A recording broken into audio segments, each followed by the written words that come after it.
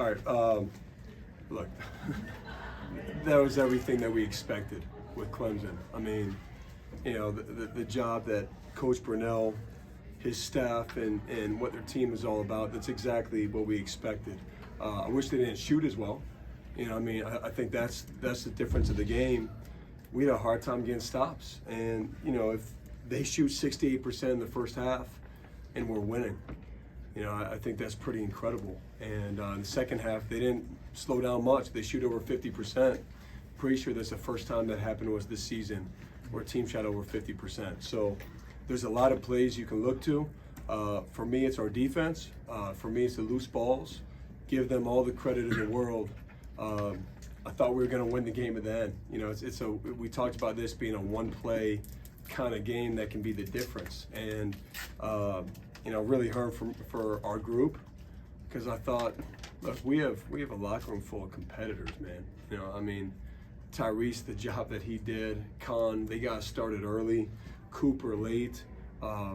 Sure, there's a lot of ways I can help them better, but you have to be really physically prepared for this game and mentally. And we just fell a play short. But for me, it's the defense. John, they had 40 points in the paint. Yeah. What was why were they able to get inside so much that nobody's really done that against you guys? Yeah, I mean, I'll have to go back and watch the film. They move with such a great pace, you know, on offense. They move with such a great pace. They're doing a good job getting in and out of their ball screens quickly. I don't know if our talk was as good as it needed to be. And then just, I think we'll look back and see some rotations that need to be there weren't there. But give them credit. I thought they just did a great job moving on offense, sharing it, and making the right play.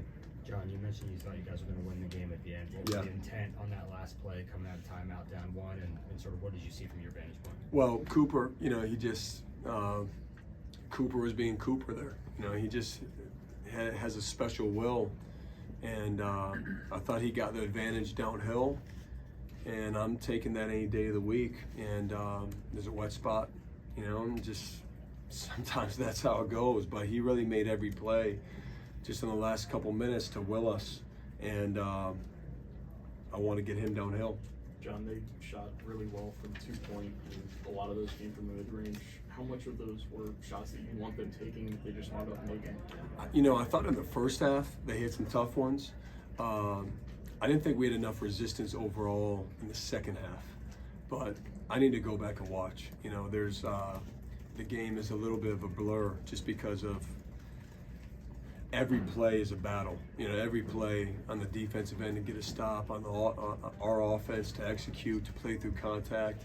And I didn't think the resistance was where it needed to be in the second half. And give them credit.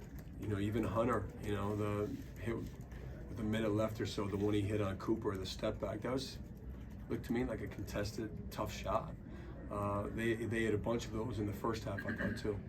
Cooper was, I think, 2 of his first 11, had 4 points with 6 minutes to go. Yeah. He scored 14 from then on. Other than Cooper being Cooper, was there anything else that flipped the switch or that he did that was different? Well, I just think it's his competitiveness coming out, and you know, we've put so much on his shoulders, and I have to help take some of that off. You know, just because there's so much for him, defensively, offensively, and I think it's that time. We just got to get his body refreshed, re-energized. He didn't have that same pop even the last couple days in practice. Like, we got to get him back. I got to help him with that, because for him, I mean, here's a kid who should have been in high school, is not his best game, 18-5, and like he just is a special guy. But I think we know with him there's more there that we have to help him recover, and I think not having Mason is a big deal. I mean, I didn't feel we could have really a true sub for him. Either we went smaller, or we were to play with some lineups that offensively wouldn't be as good for us either. And we were having a hard time scoring. So that's something that I have to figure out. Coach, you spent a couple possessions repping zone in the second half, seemed to have some success. Can you talk us through that decision and then going away from it and kind of what your thought process was throughout that? Well, we were just trying to get a stop, and I didn't think it was very good. I think they just missed shots. We had a couple of good possessions, and we were changing our coverages the whole game. We just couldn't seem to get a stop. So I'm never afraid to, detour from the original game plan. I mean, we switched a lot. We trapped some. We dropped some. We did more in this game than we've ever done. Just trying to get stops, and that's a credit to their offense, and that's obviously that's also for our defense where we need to get better. John, the rebounding edge was pretty tilted toward Clemson. Yep. I think it's your worst rebounding performance of the year. Was it physical nature? They had the edge in the physical part of it, or what do you think led to that? Yeah, I think you got to give them the edge. And, that's really, look, the defense and rebounding, I think there's a few plays into the first half. We need to come up with the ball. We could have gone into the halftime lead up 8 or 10. It ended up being 6, right? Or 6. And then obviously down the stretch. In those plays, you're working so hard to get a stop. So it takes a lot out of you when you have to guard for another 20 seconds. And I think we're going to look back and the 50-50 balls, which we've won, I think, the whole year. I'm not sure we won. Well, I know we didn't win those tonight. Last one. Coach, with Proctor, third straight game scored more than 15. Could you just talk about his performance for you guys this week and how much his leadership has helped you guys? Yeah, Tyrese's been great. I mean, I thought he was just a leader. I thought he was shooting. I thought he was just every part about him. I thought he was just terrific tonight. Coach, take one more. Yeah, John, you obviously mentioned a couple of times this season the importance of game pressure. You guys being in situations like this. I know you're not looking for more victories. You mentioned you've got competitors in the locker room. What did you tell them after this? What's sort of the message? How do you try and harness this? Well, man, this loss, it hurts, because, I think this group is on the verge of doing something special. And, like I said, there wasn't 1 ounce of us that didn't think we were winning this game. And, I just told them afterwards, this game has got to mean something.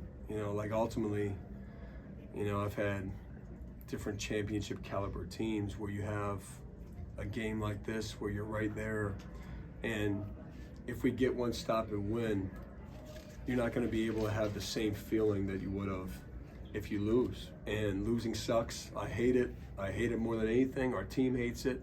So I know we're going to have a group that responds and can really get us to a place where we need to be. Because look, this is what March is. This is what ACC basketball is.